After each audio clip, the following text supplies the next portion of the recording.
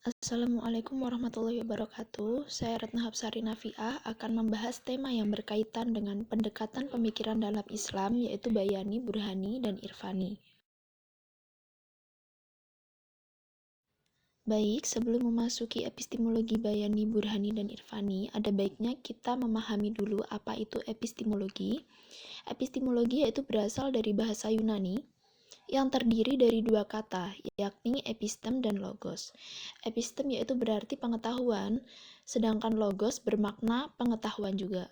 Oleh karena itu, epistemologi disebut teori pengetahuan atau theory of knowledge, di mana dalam bahasa Arab disebut nazriyah al-ma'rifat. Yang pertama yaitu epistemologi bayani. Bayani merupakan metode pemikiran khas Arab yang didasarkan atas otoritas teks atau nas secara langsung maupun tidak langsung. Epistemologi bayani ini merupakan sebuah pendekatan yang dilakukan dengan menganalisis teks yang bersumber dalam studi Islam baik secara teks atau nas yang berupa Al-Quran dan Sunnah Nabi Shallallahu Alaihi Wasallam maupun non-nas yang berupa karya para ulama.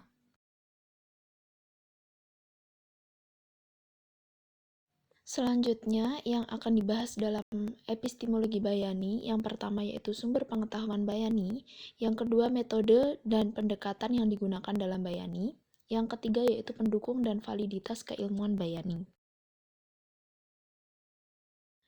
Sumber pengetahuan bayani. Epistemologi bayani ini memiliki acuan pada teks nas. Nah, menurut usul al-fiqih, yang dimaksud nas sendiri sebagai sumber pengetahuan bayani ialah Al-Quran dan As-Sunnah. Untuk itulah, epistemologi bayani menaruh perhatian besar dan teliti pada proses transmisi teks dari generasi ke generasi. Apabila transmisi teks dapat dipertanggungjawabkan, itu tandanya benar dan dapat dijadikan sebagai dasar hukum. Nah, sebaliknya, jika transmisinya diragukan, maka kebenaran teks tidak dapat dipertanggungjawabkan dan itu tandanya tidak bisa dijadikan landasan hukum.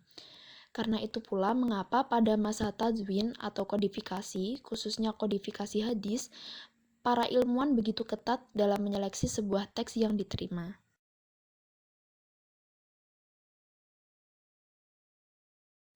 Selanjutnya, metode pendekatan yang digunakan dalam bayani yaitu ada dua. Yang pertama yaitu metode kias, yang kedua metode istibat atau istidlal.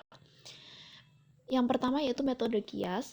Para ulama sepakat bahwa kias merupakan sebuah metode yang digunakan untuk menyingkap atau menjelaskan hukum pada suatu kasus yang belum jelas hukumnya.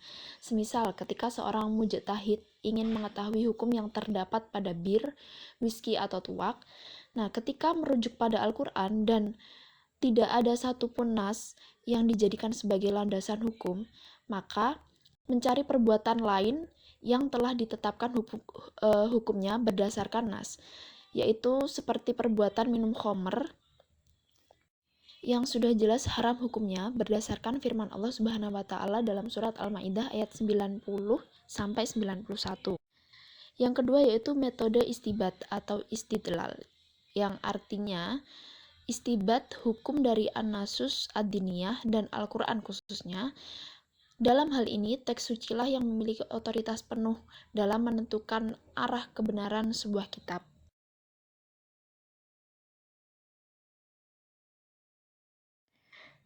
Kemudian pendukung dan validitas keilmuan bayani. Pendukung keilmuan bayani sendiri memiliki corak yang didukung oleh pola pikir kaum teolog atau ahli kalam, ahli fikih, dan ahli bahasa. Pola pikir bayani bersifat hegemonik, yang dimana pola pemikiran Islam model bayani ini memiliki sikap mental yang bersifat dogmatik, defensif, apologis, dan bahkan polemis, sehingga mengakibatkan pola pemikiran keagamaan Islam model bayani menjadi kaku. Kemudian validitas keilmuan bayani. Validitas keilmuan bayani ini tergantung pada kedekatan dan kesamaan teks atau nas dengan realita.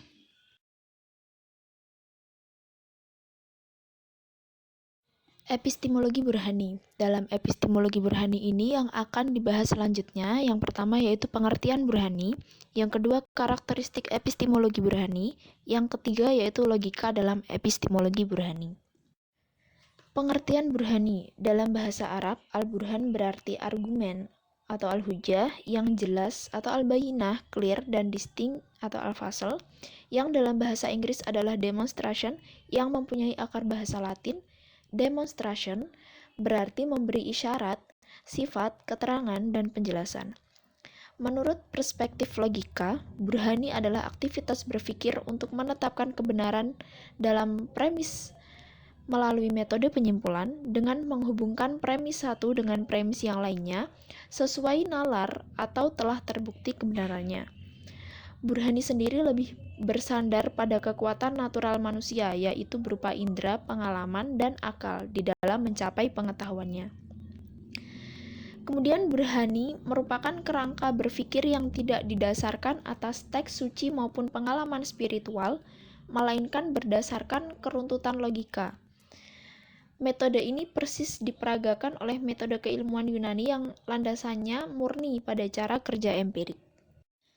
Karakteristik epistemologi Burhani. Ilmu Burhani berpola pada nalar. Nalar bermula dari proses abstraksi yang bersifat akali terhadap realitas, sehingga muncullah makna yang perlu diaktualisasikan agar mudah difahami dan dimengerti melalui kata-kata. Kemudian dalam Burhani menuntut penalaran yang logis, sistematis, saling berhubungan, dan konsisten antara premis-premisnya. Kebenaran ditegakkan atas dasar hubungan antara putusan baru dengan putusan yang lainnya yang telah ada dan diakui kebenarannya dan kepastiannya, sehingga kebenaran identik dengan konsistensi, kecocokan, dan saling berhubungan secara sistematis. Selanjutnya yaitu logika dalam epistemologi Burhani. Menurut sejarah, munculnya metode pemikiran Burhani ini dasar logikanya yang paling berpengaruh di dalamnya adalah logika Aristoteles. Aristoteles sendiri memperkenalkan metode berpikirnya ini sebagai metode berpikir analitik. Salah satu ajaran penting dalam logika Aristoteles ialah silogisme. Dengan landasan logika Aristoteles, beberapa metode yang dipakai dalam epistemologi Burhani ini ialah metode deduksi, induksi, konsep universalisme, universalitas induksi, prinsip kausalitas dan historitas, serta tujuan syariah. Dalam perkembangan selanjutnya, metode Burhani yang dianggap lebih unggul dari dua epistemologi, yaitu epistemologi Bayani dan Irfani, ternyata memiliki kekurangan, sehingga muncullah metode baru yang disebut iluminasi, yaitu memadukan metode Burhani yang mengandalkan rasio dengan metode Irfani dengan mengandalkan kekuatan hati melewati intuisi. Namun pada masa berikutnya, metode iluminasi atau Ishiraki mengandung kelemahan juga, sehingga muncullah metode baru, yaitu filsafat transenden yang dicetuskan oleh Mula Sandra dengan memadukan 3 metode dasar sekaligus, yakni metode Bayani yang tekstual, metode Burhani yang rasional, dan metode Irfani yang intuitif.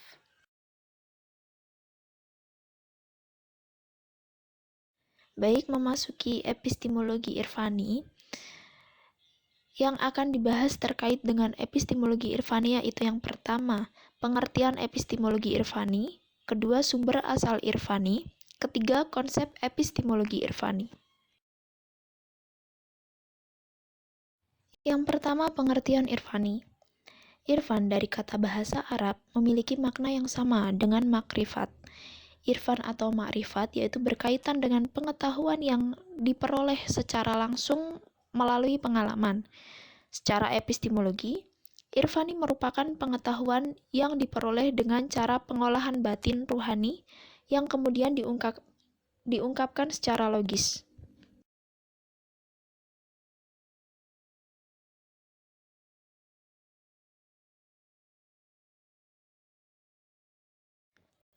Yang kedua yaitu sumber asal Irfani. Banyak dari para ahli yang berpendapat Tentang asal sumber irfani ini, yang pertama yaitu kelompok yang menganggap bahwa irfan Islam berasal dari sumber Persia dan Majusi. Yang kedua yaitu kelompok yang beranggapan bahwa irfan berasal dari sumber-sumber Kristen. Yang ketiga, kelompok yang beranggapan bahwa irfan ditimba dari India. Yang keempat, kelompok yang beranggapan bahwa irfan berasal dari sumber-sumber Yunani. Selanjutnya yaitu konsep epistemologi irfani. Konsep ini tidak didasarkan atas teks atau nas, halnya bayani, juga tidak didasarkan pada rasio, seperti halnya burhani, tetapi pada kashf, yaitu tersingkapnya rahasia-rahasia realitas oleh Tuhan. Konsep ini erat kaitannya dengan tasawuf, hampir sama dengan tasawuf, karena pengetahuan ini diperoleh dengan olah rohani, dengan kesucian hati, yang diharapkan Tuhan akan melimpahkan pengetahuannya langsung kepada kita. Dengan demikian, pengetahuan irfani ini setidaknya diperoleh melalui tiga tahapan, yaitu